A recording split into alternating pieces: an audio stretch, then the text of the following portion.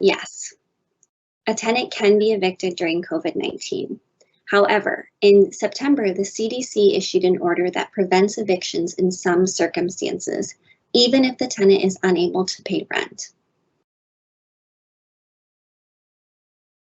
If the tenant and all other adults on the lease give their landlord a declaration under the penalty of perjury.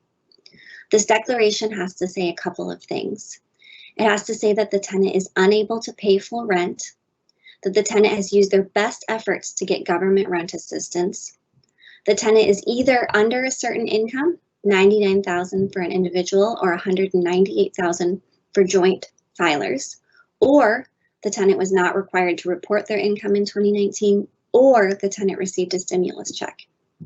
The tenant must also declare that they've made their best efforts to pay as much rent as they can in their particular circumstances, and that if they were to be evicted, they would become homeless, including having to move in with another household.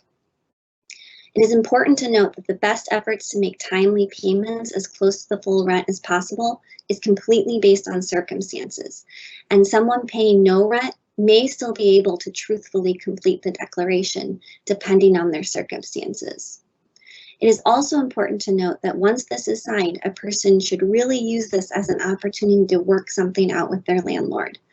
The protection ends on December 31st, 2020, and that means if you don't have a plan in place with your landlord, you risk being evicted in the middle of winter. The declaration can be found by Googling CDC declaration. It's also available on our website at iowalegalaid.org. We have it available in multiple languages, as well as a link to a tool that allows a tenant to sign the declaration from their computer, iPad, or iPhone. The tenant can email or text the declaration to their landlord if that is the way they communicate with their landlord.